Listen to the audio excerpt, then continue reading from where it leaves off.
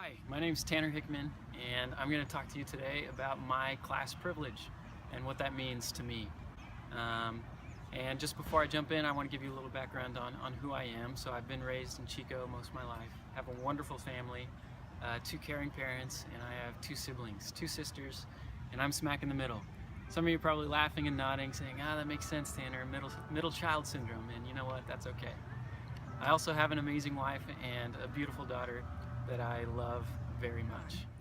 Hi, I'm Rachel and I have socioeconomic status privilege. I was born into a family with a mom and a dad, and I'm the oldest of 3 girls. My name is Mark. I'm from Bakersfield, California, and I'm 24. And I have economic privilege. Hi, my name is Elisa and I was born into socioeconomic status privilege.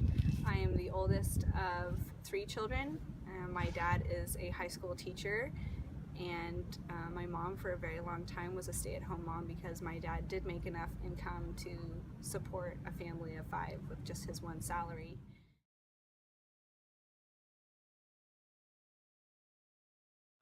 So let me tell you a little about my experience and how I recognize my class privilege and what that has looked like in my life.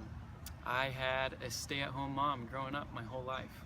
My dad provided enough money that we just needed a single income for our family. And my mom was able to take me to school, pick me up from school, take me to different activities, make sure I'm doing my homework. I was sent to private school until I was in high school. And growing up, my dad made enough money that my mom was able to stay at home and take care of my brother and I and raise us. And this means that she was able to be more involved in both of our educations. I grew up living in Hayward until I was 7 years old, and when I was 7 and in the 1st grade, my dad realized I was being taught Ebonics, which if you don't know what that means, it's just being taught to spell however something sounds. And so he saw one of my spelling tests where everything was marked right, but I wrote things crazily wrong, like these, T-H-E-E-S, and that was like a final straw for him, and he decided to just up and move us out of that community and into a more affluent one with blue ribbon public schools. And that was like a huge privilege move, literally. And my dad only could afford to do that because of his resources, and all my classmates who are having a similarly substandard education didn't have that opportunity to just leave and just change their situation completely. My mom was able to, before I even started preschool, she used all sorts of creative ways to teach me things like phonetics. My dad taught me how to add by using beans when he came home from work. So by the time that I got to preschool, I was kind of ahead of the game comparatively for those who might not have my socioeconomic privilege. And from every year of school from then on, my dad just moved me school to school to school, to wherever the best teacher was for my grade. So I think I went to 7 or 8 different schools. So growing up, I didn't need to work because my parents provided food and housing and clothes and everything I actually needed. But I chose to during the summers to work, and I got to just save that money because I didn't need to spend it on things. And I never worked during school years, and so I was able to volunteer a lot. And because I volunteered a lot and got to go to a really excellent school, I was awarded a full tuition scholarship for college, and my dad paid for housing and food, and my grandparents gave me $10,000 for graduating high school because that's just what they choose to do with their grandchildren. And so all that privilege led to me graduating college, not only debt-free, but with a lot of savings. My parents helped me pay for college, and so I was able to graduate with my undergraduate debt-free. With getting the education at that UC, that prepared me to later get into a graduate program, and that in and of itself is a way that my socioeconomic privilege is going to be sustained, because with those 2 degrees I will be able to get a job that puts me in the same financial income category as my parents. Another privilege that I've experienced in my lifetime is being able to go on vacations with my family, being able to travel the United States, being able to build relationships with my family, doing fun things like going to the beach or going to historic museums. It's convenient, wink, that I'm wearing this shirt because this, I believe, is a privilege too. Being able to be more involved in sports is a privilege that I've been able to experience, as my dad's been able to take me to basketball games, soccer games, whatever it may be. Just to give you a little taste of why that's privilege, this last year when the Warriors set the record of most wins in a season, the average ticket price was $700 to watch that game. That's a privilege to be able to pay to go watch that history. Being middle class provided me with opportunities that I know I wouldn't have had otherwise. I didn't need to get a job during high school, which allowed me to volunteer with my church and play sports, which gave me a lot of leadership opportunities and resume builders. Also, due to having socioeconomic privilege, I was able to have good health care. My dad's health insurance that he got through his job was phenomenal. So we saw good doctors and we always got good medical service. When my mom was able to be diagnosed with a brain tumor once and then later again, and was able to have brain surgery twice.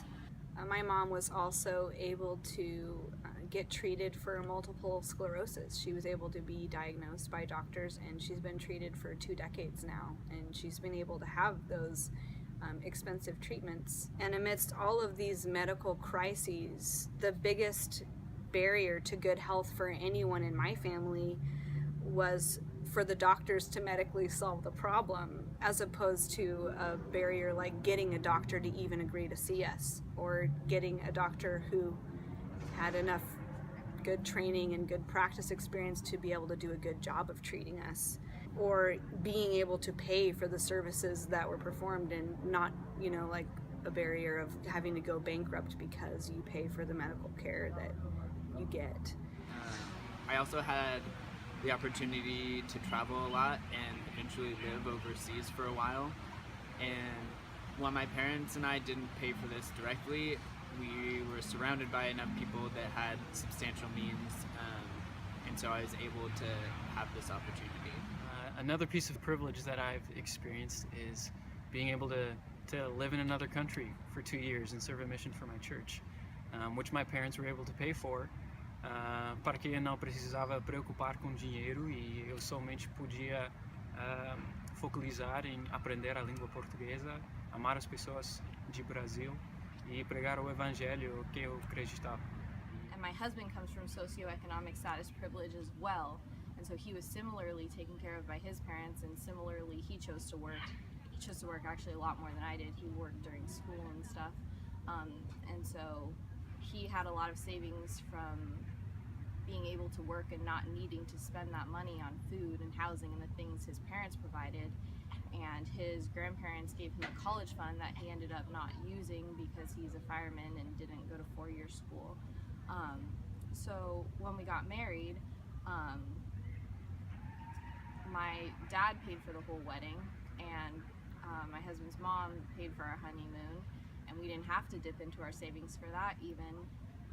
And so we did the natural thing from our perspective and our value base as upper middle classes, invest that money in a house. And so we bought our house to continue growing our wealth.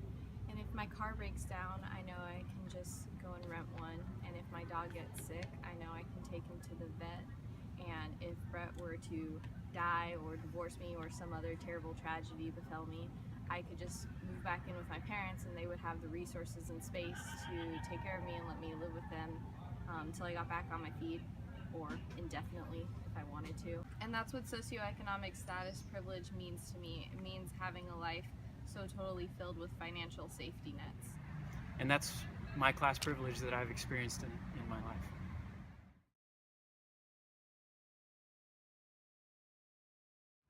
And in my experience, a big part of this has to do with empathy versus sympathy, and being able to really understand a client.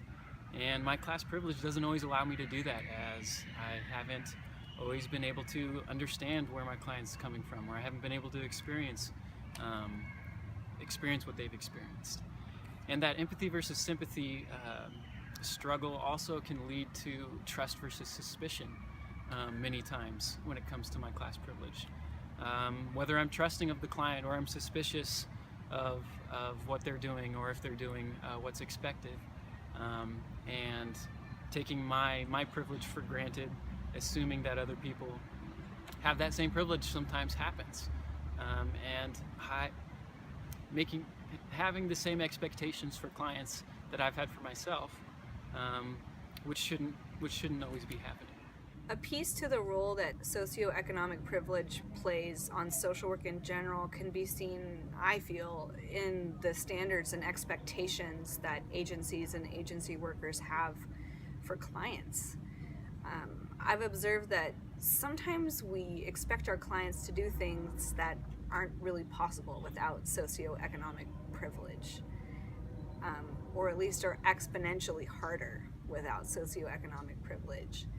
And I feel like, for example, at the Child Protective Services Agency where I work, that sometimes the lines get blurred between standards that the court or an agency holds on parents with regards to standards of child safety versus expectations and standards that a judge or an agency might have for a child's life or their situation based on how they would want a child to live, based on their perspective of socioeconomic privilege that really doesn't have much to do with the child's safety. Another thing that I believe affects the client and social work relationship in regards to class privilege has to do with secondary trauma even.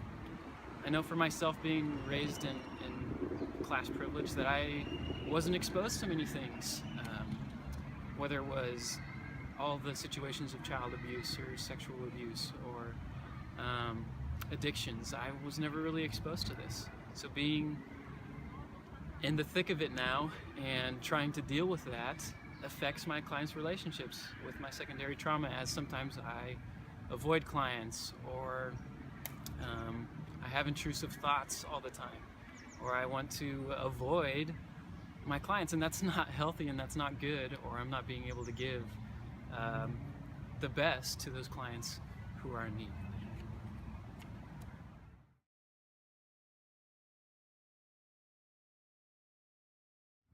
So what do we do with all this information that we just presented to you? How do we disrupt socioeconomic privilege in everyday life? I don't know that I have an amazing answer to give you, or a solve-all problem, but I think one of the first things that we can do that is simple is simply stop and recognize the privilege that we have in any given situation, and be able to recognize that in ourselves.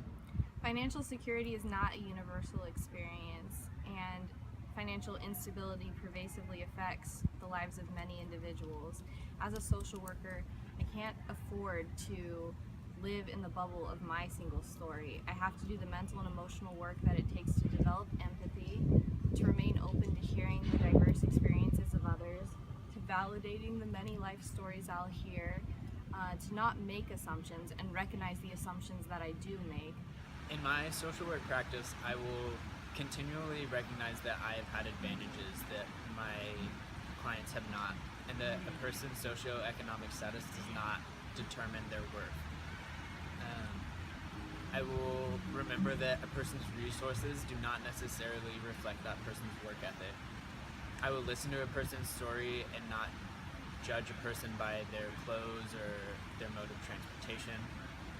I will not refer to people of low socioeconomic status as needy, and I will continue to work to make sure that my agency is serving the needs of the community and what the community feels that they need, rather than just pushing middle-class values. To acknowledge the painful fact that I was born into privilege, and that privilege was born out of discrimination and oppression and inequality, and to not let my guilt close me off or put up walls. I must lean into that discomfort and know that I'm the beneficiary of a rigged system that I hate, and work to make that system more equal.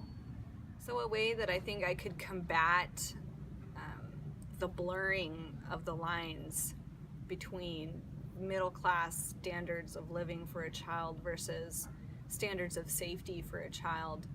I think a way that I could do that is just as a child protective services social worker, I have to write court reports to a judge where I let the judge know how a family is doing, how parents are doing, how a child is doing, and I could use that as an opportunity to educate the judge and the court about where there's differences between how our system defines child safety versus what child safety might actually be, where we're sometimes heading towards using middle class standards instead of safety standards.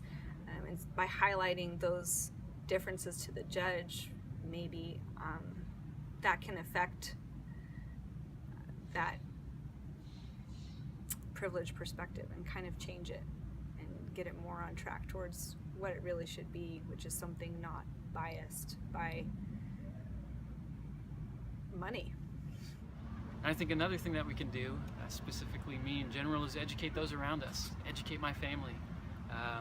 As my daughter grows up, make sure that she's aware of these things and she stays humble and recognizes the privilege that she has.